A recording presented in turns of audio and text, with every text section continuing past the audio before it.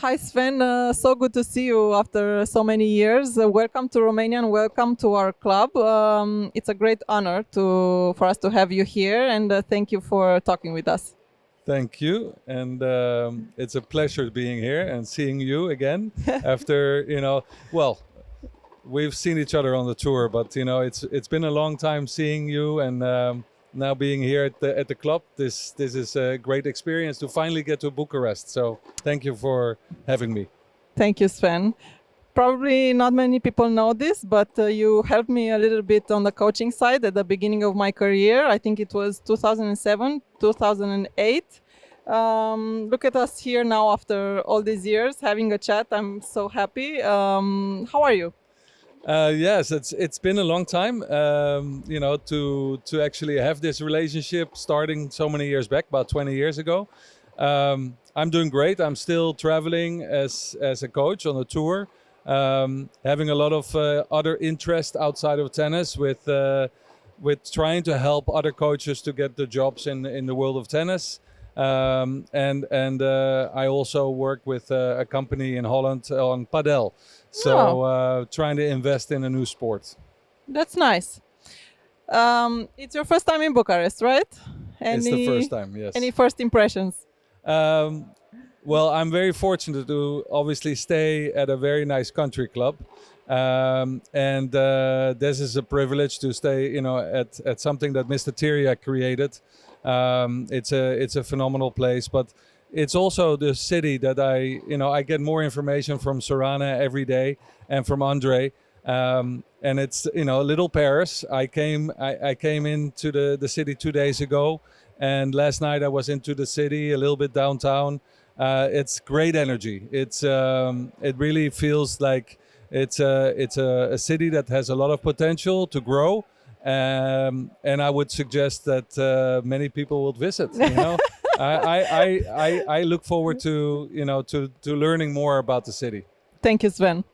Um, you are one of the best tennis coaches out there with a career of over 35 years, working with many huge names along the way, like Mary Pierce, Anna Ivanovic, Maria Sharapova, Caroline Wozniacki on the women's side, Greg Usetsky, Nicolas Kiefer, Tommy Haas, Mario Ancic on the men's side, just to name a few. So obviously you have successfully coached both men's and women's tennis, and actually also wheelchair tennis, if I'm Yes. correct. Um, how are they different in your opinion, and which one do you find more challenging? In regard to, I think every player that I work with is a challenge. I think you have to get to know the person before you know the player. In order to make the impact I feel that I have to make, they hire me for a reason, not just to carry the bag.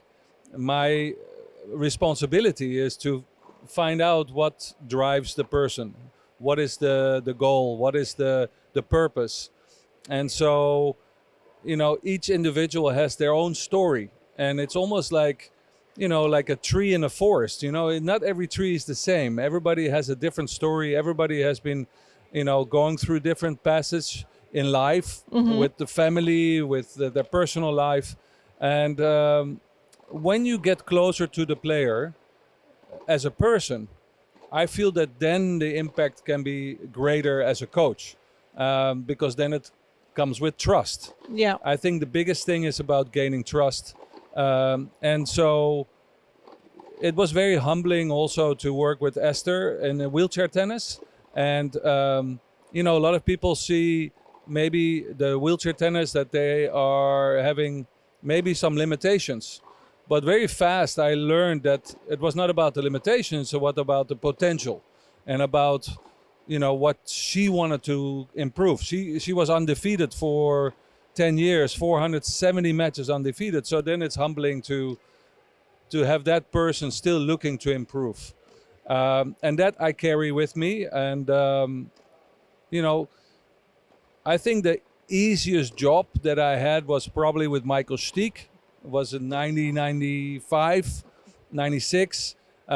He was at the end of his career, but he was willing to also still working on improvement. I had a very strong relationship with him. And the other ones that you mentioned, everyone has his complexities, um, and you learn. I think more what they have given me instead of what I've given them. So every single player has added value to my life. That's so nice. Yeah. Thank you for sharing that with us.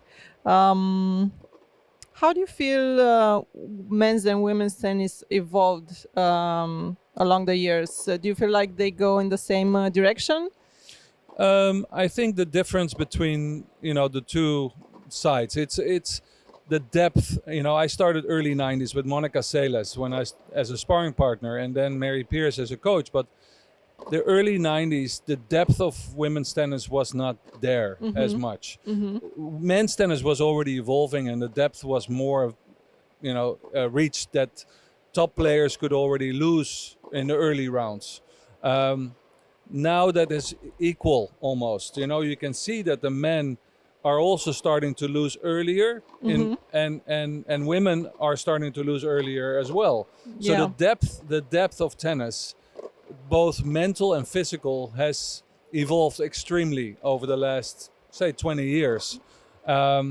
So I believe we will not see the dominance that we've seen in the men's game, like with the big three or the big five. Yeah. The dominance maybe in the women's game was a little bit longer also in the past, but changed the last 10 years. And I believe that we will see in the future that dominance of players a lot less than it was before. And there are more and more equality between the men and the women. So I think that's interesting for the sport. It's interesting for the public to not only see one or two players. Yeah, actually, I was gonna say because at least in Romania, and I think not only, many people are somehow judging this. They see it as a bad thing that we don't have that dominance anymore. How do you see it, and where do you think tennis is heading? Like, how will a champion in the next 10, 15 years look like, in your opinion? Well, I mean, obviously the amount of money that has entered the game, it's the complexity of scheduling. It has a lot of variabilities. I believe if the rules stay the same, meaning best of 5 in men's on the Grand Slams, meaning that they still play a third set in a tour. Yeah. So if these things all stay the same, I believe that the players will have a longer career, so they can play 20 years, but they will maybe only have 5 years where they really are at the Peak. top, at Yeah. the peak of their game, and then see if they can sustain that 20-year game plan for themselves. But I believe because of the competition, because of the depth of the game, the amount of players that are coming in, a young generation, as you see it with the men at the moment, Mensik winning Miami at 19 Yeah. against Novak, who is, what is he, 38 or 37? Yeah. Stan Andreeva. Wawrinka playing here in Bucharest at 40 and Yeah. winning, a tough first round. The longevity will be there because the teams that they have better physiotherapists, they have better physical trainers. The coach is the same. We have not maybe, but we have obviously technology that is included Improving. in our job nowadays. But other than that, I believe that just because of the support system that each player has, it makes their career longer, and therefore the depth. It's harder to break through but if you have the patience, then in 5 years you can. Yeah.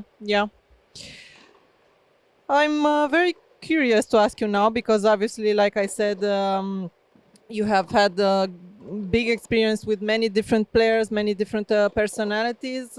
How do you see us Romanian players? Like, how are we different maybe than other nationalities? What do you think are our strengths, our weaknesses? It would be just an observation. It's course. not based on knowledge. If I would say that I have any knowledge on the depth of Romanian tennis, the only thing that I do know is that there's a great history and there's a great culture in tennis. And so I see something that so many countries are forgetting to pay attention to, and that's the roots of tennis. And so it's great that Mr. Teriak's still involved and creates another tournament here in Bucharest. It's great that Nastasi is involved. It's great that I saw Virginia Rutici being such an impactful role with Simona. And I see the younger generation. I know you're not the young generation because you retired, but I see that culture within the love of the game. And the love of the game I see here as well. I was here yesterday, and every court is full. Everybody is focused. Everybody is disciplined. Everybody is committed to their. It doesn't matter the level. Yeah, exactly. And this is what I notice is that it's almost like in their DNA that tennis is part of Romania, and that's what I think is something to be proud of as a Romanian individual. So you also have to. I think this is what the players carry. It's almost like a responsibility to their past. You always want to do better than the ones that have come before you, or at least represent them, that they have laid the foundation of your future. So this is how I see it. I see the passion and the love of the game coming from the history of those who have come before you. Thank you. It's no secret that it's a tough job. I think it's a tough job to be a coach on tour, and you've done it great for many years already. What was your motivation along the years to do this, and has it changed over time? It has not changed. I have had many conversations about why I chose to do this. One, because I always had the passion to be a player myself. I was not successful. Won't go into the history of that, but there is a passion for the game. And then there is a second part. I really want to help the players to achieve their goals and their dreams. So that is for me a very important impact for me, and I always hold on to this. I've had many opportunities to maybe go into management, but I always believe that when you go into management, you represent a company that takes care of the player. And I always want to work directly with the player instead of having something that I need to go by the rules of a company that represents the player. As a role that I had with Adidas, it was really good because I was not an employee of Adidas. I was a consultant in the program. So I could I was also told by Adidas, you do not represent us, but you represent the player, because the player is important to us, that they develop, and we benefit from their development. So we want you to work directly with the player. It was not about, you have to wear these shoes, or, you better, the outfits, or it was all about the performance. And this is what I love, and I still do. Thank you so much for sharing this with us, Sven. It was very interesting.